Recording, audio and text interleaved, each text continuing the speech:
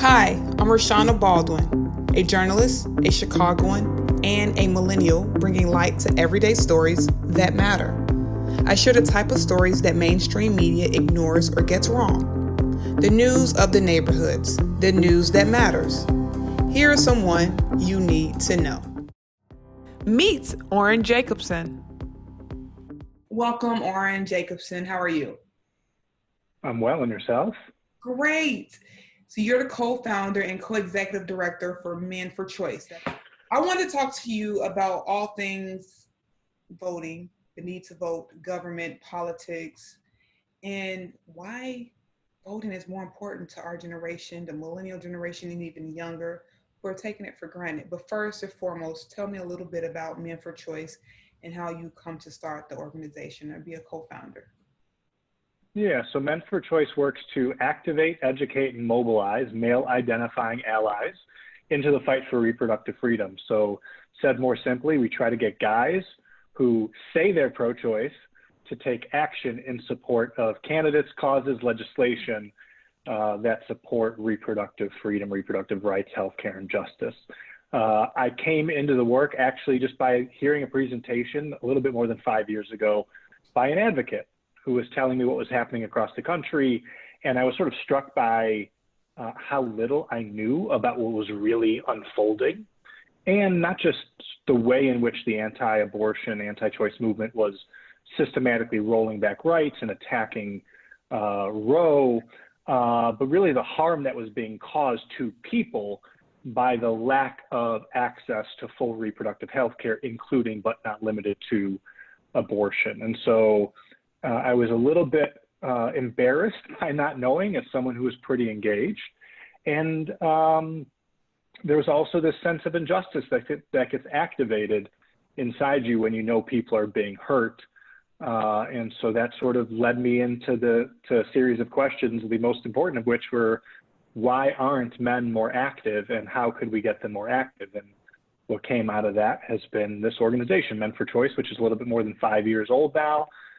We were organizing in Illinois through 2018. We still are organizing in Illinois now, but expanded in 2019 and 2020 into Ohio and Florida and Georgia. And so we are, like this weekend, we're going to be hosting a phone bank for Florida and a text bank for Georgia to try and support pro-choice candidates in these other states as well. Awesome. I appreciate that work. And I can honestly say, and I'll have no qualms about it, I support pro-choice. I think we should have the right to make our own decisions with our bodies. I think you should too. And it leads me to my question about the government and trying to control what we do, how we do it. We're up against an election that many people are on the fence about, with so many, everything that's happening, COVID-19, civil unrest. Why should our generation be concerned about voting? How do we get them to even understand the seriousness of just voting? Yeah. So it's interesting. I was just randomly scrolling through Twitter, what they call the doom scroll, where you're just endlessly going through. And I saw this interesting statistic the other day. You know, it's like millennials represent the largest share of voter age population in America. The median voter is about 38 years old right now, which is, you know, the top end of the millennial generation. But the average United States senator is in their 60s, and the average elected official in Congress is in their upper 50s. And you look at the same thing across the board. And so what young people historically have done is sort of ceded our own power to the system. Some of that is because of cynicism. Some of that is because we're just disengaged. And so what you end up with is people who are making policies without really any major need to listen to our voices. And so what I'm hopeful for, given the stakes in the 2020 election and the fact that, you know, unlike some other elections in our past, it's pretty impossible to escape this one, that we show up in full force as a generation. You know, climate, the future of the climate and the planet is on the ballot, the future of reproductive freedom, and whether or not all people, regardless of gender, have the right to control their own body is on the ballot. Whether or not we're going to have humane policies for immigrants and migrants is on the ballot. Attacking and addressing systemic racism is absolutely on the ballot. You have a president and vice president who don't even believe systemic racism is a thing, which, you know, is a starting point that we've got to all sort of get to. The future of investing in our communities, investing in education, all of those things are on the line right now. Criminal justice reform, the future of policing in America, everything's on the line right now. So I'm hoping that each of us can individually find a reason to be motivated by a cause and an issue, even if we're not motivated individually by a candidate. What do you say to our generation and younger who, as you just named, a plethora of reasons why we need to vote, why we should vote, that their voice doesn't matter, and even on a local level, the importance of needing to vote in local politics? Because, and then to add to that, to take away that it's not about Democrat, it's not about Republican, it's your human rights. What would you say to a young person or a millennial? Like, this is why it matters. It's not about Republican or Democrat, but this is, how do we even get the, Yeah. So look, in saying this, I want to be sensitive to like an obvious thing, right? Which is people who look like me have had control of this country and this system for 400 years now. And I don't think that someone who looks like me, who's had my lived experiences, has a good or right platform to look at, say, a young Black man in the inner city of Chicago and say, you should vote because. And the reality is, like, the system has worked reasonably well for me, and the system has ignored a whole lot of other people, in particular Black and brown folks in this country.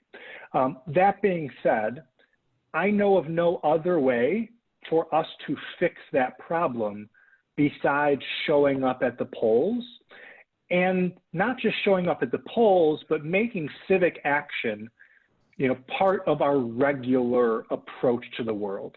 There are a ton of amazing organizers that you and I both know in the city of Chicago and around the country who are showing up and putting tons of pressure consistently on our elected officials. Step one is vote. Step two is hold elected officials accountable, regardless of the party they are from.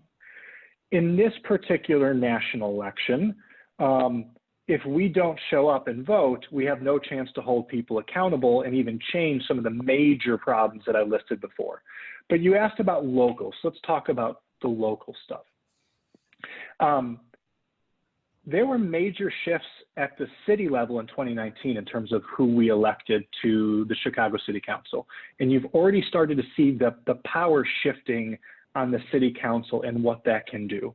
You're also seeing the struggles and the challenges of accountability because we often take our foot off of the gas pedal.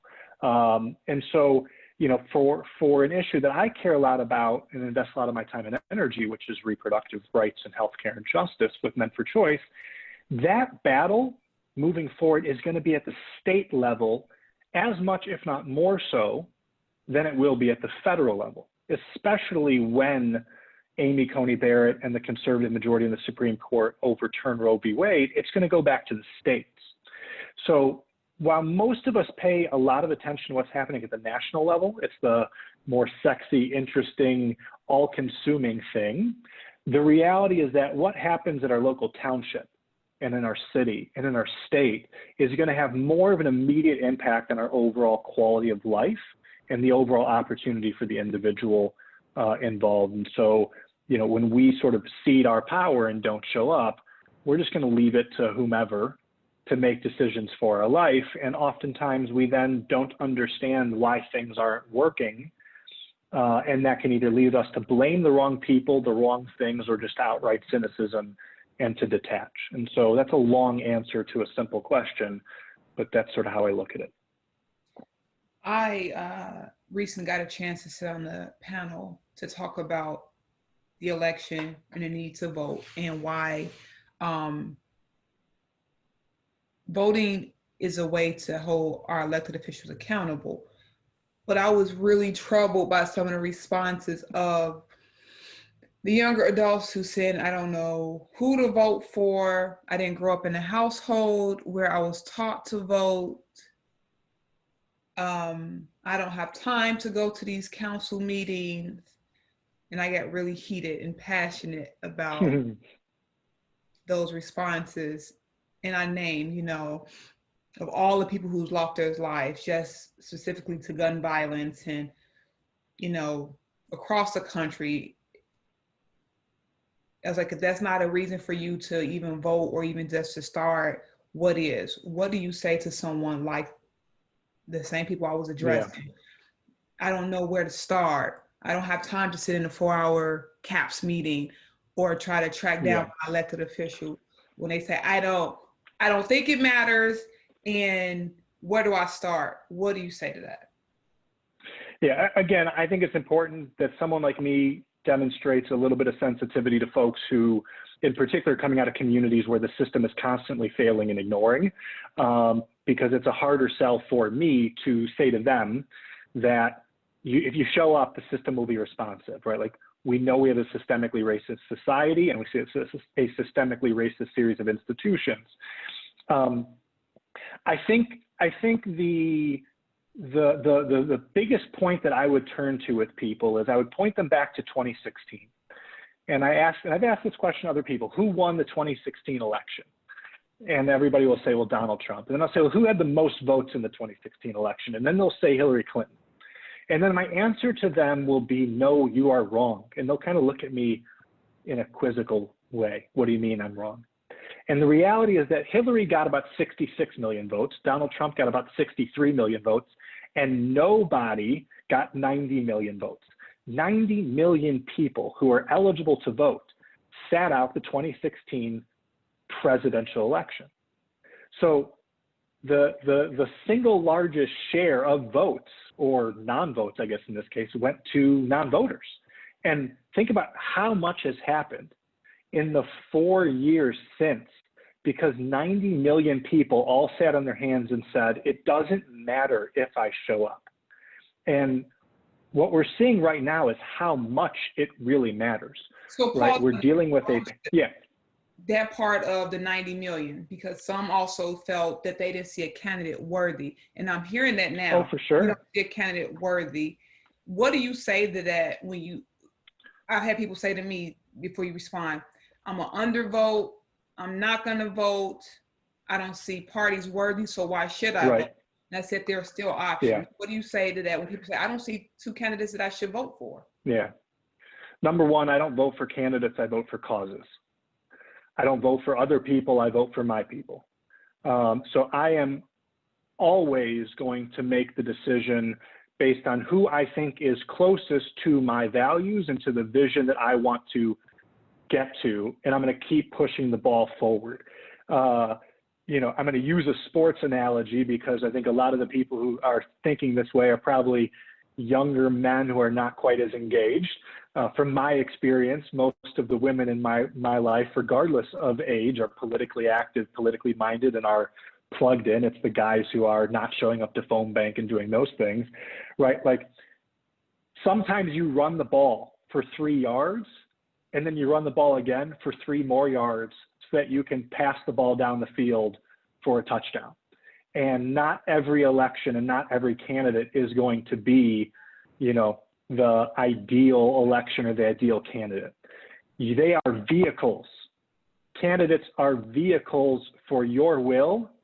They're responsible to listen to you. And if you choose not to vote at all, you are sacrificing the power you have to hold them accountable or to move them. So for me, I'm not voting for candidates, I'm voting for causes, and I'm not voting for a person on the ballot, I'm voting for my people and defining that as who I feel like I have an obligation to vote for based on the people that I am focused on supporting.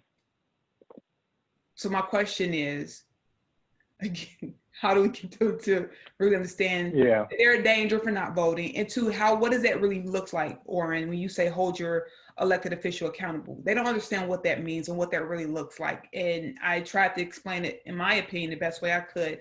It's not just about going to a 4-hour community meeting or a city hall meeting. What do you say to that?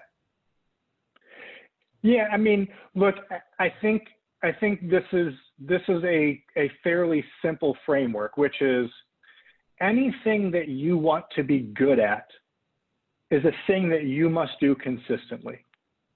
I want to be a good citizen because I want the country that I'm a part of to create good, just, fair outcomes for my fellow citizens. That requires me to keep showing up, right?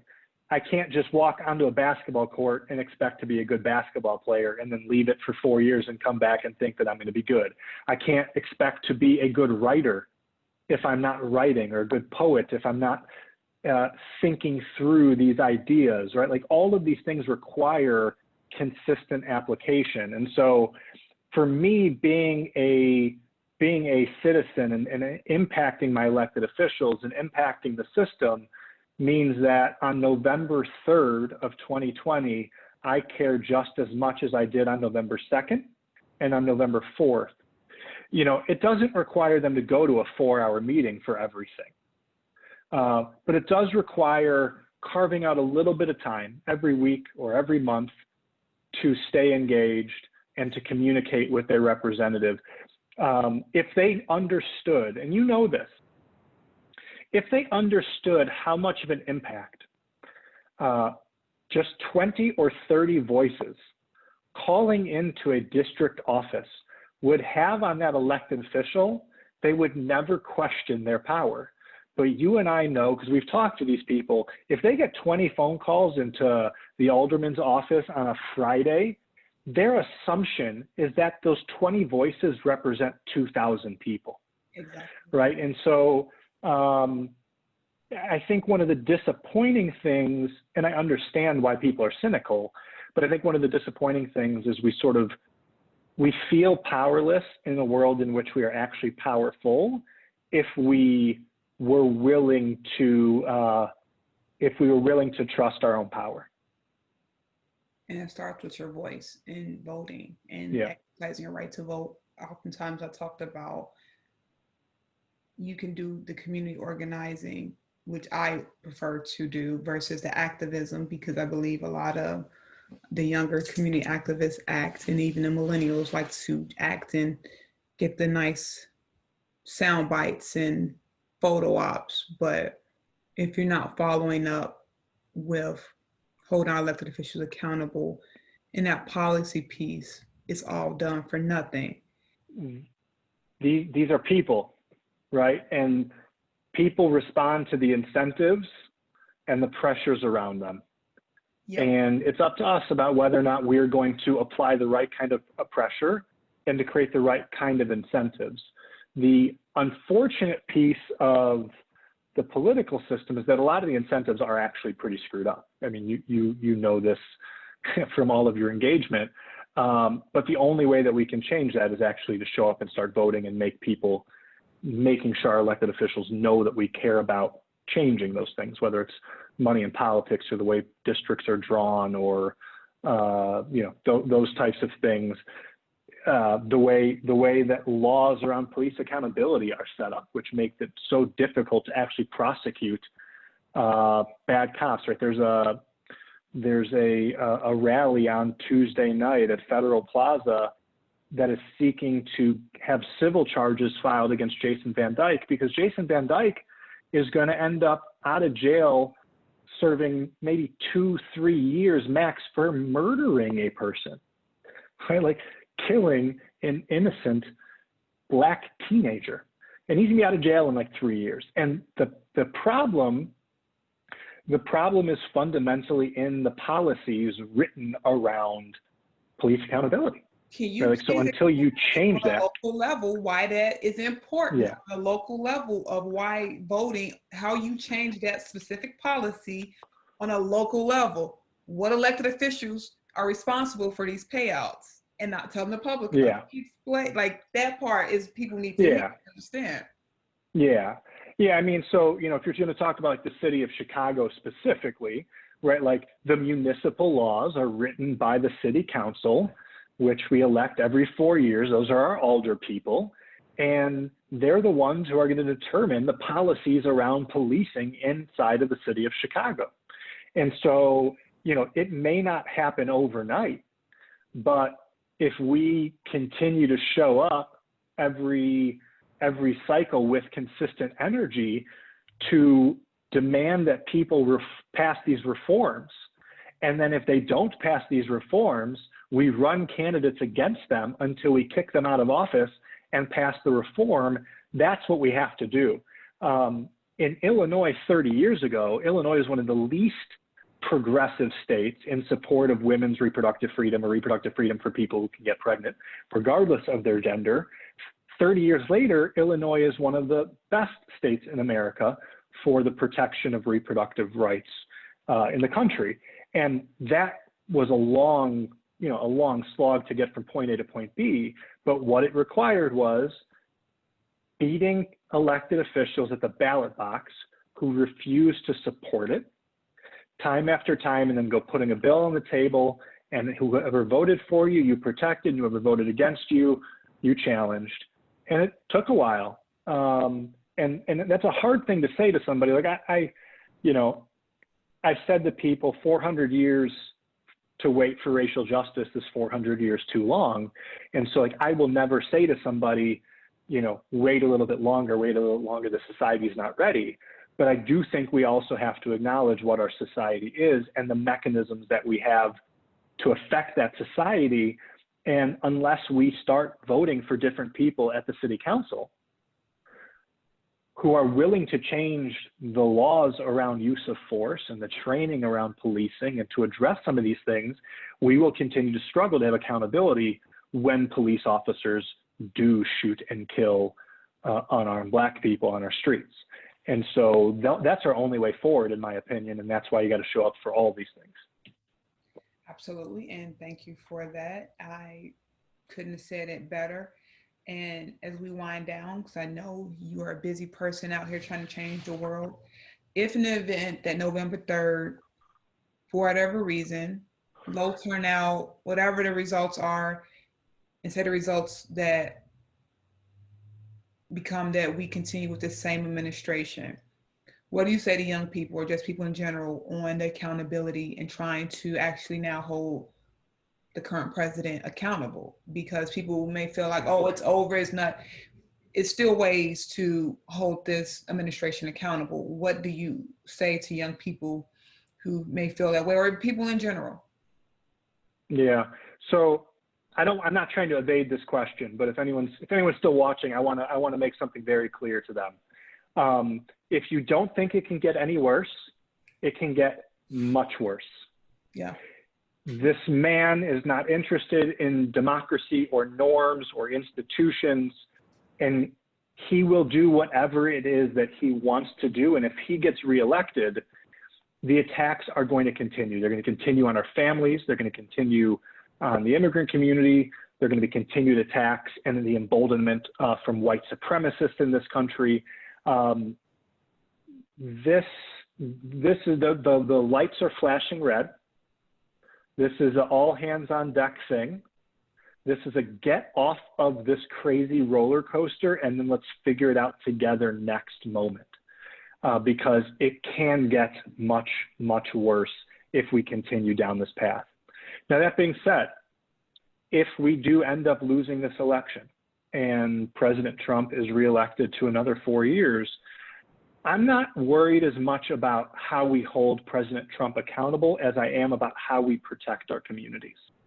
And so for me, it will really be about how do we mobilize locally to make sure that our local elected officials in particular pass laws to protect our communities, to make sure that they are, we make it as hard as possible for them to work with the president when the president tries to do lawless things to attack our communities.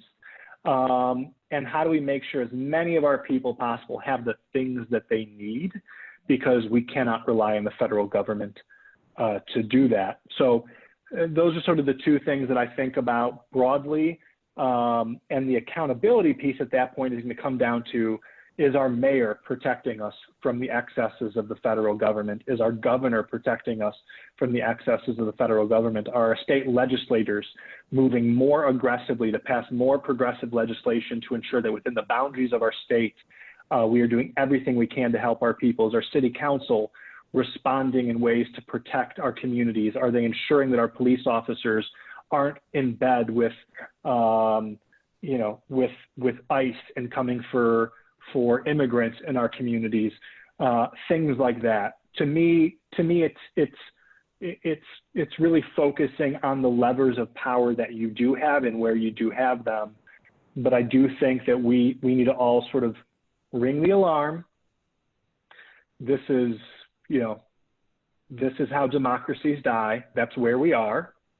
And if we are not vigilant in the next 20 days, and if we don't find a reason to get every one of our peers to the polls, whether or not you like Joe Biden or not, or Joe Biden excites you or not, right? Like, look to your left, look at your friend, look at your parents, look at your sister, look at your child, look at your community and say, I gotta go vote for the person who is closest to the interests of my community right now. And if you think that's President Trump, then by the same measure, like, you should go vote for that person. I believe that if all of us show up and raise our voices, there's no way he can win. And that's why he is so actively trying to suppress our vote and make it harder for us to vote. And so we shouldn't reward him by being apathetic ourselves. Absolutely. We got to get out there. Last final thoughts before you give your final thoughts. Should we early vote? Do you believe early voting is at this point yes. more than ever? Yes, for sure. For sure. If go vote now. I just sent in a mail-in ballot. And by the way, you can track your mail-in ballots online to know that they got accepted. The county clerk's office tracks that, so you can know that it got counted. But yes, go vote early. Don't put it off. Don't wait for November 3rd. You could get sick on November 3rd. Your car could break down. There could be no Ubers. It could be a snowstorm. Don't take chances. Go vote now. And then give me final thoughts to young people on voting. Yes. So my final thoughts to young people on voting is very simple. Your vote is your voice, is your power. Do not sacrifice your power. Do not sacrifice your voice. The things that we would like to see in our lifetime are only possible if we manage to reject cynicism and if we continue to lean in and engage. If millennials show up at the polls in the numbers that we should, no elected official can ignore us. If Gen Z and millennials collectively vote this year in numbers that we have not seen before, which is very possible, then it will be impossible for anybody running for office in subsequent years to take us for granted. And because they can't take us for granted, they have to listen to us on policy and on process and the things that we want. And so your voice, your vote, your power, that's your choice. But I'm hopeful that you will use it and not cede it, especially with so much that's on the line. Oren Jacobson, the co-founder of Men4Choice and co-executive director, thank you so much. I appreciate that. Good to be with you, friend, for sure.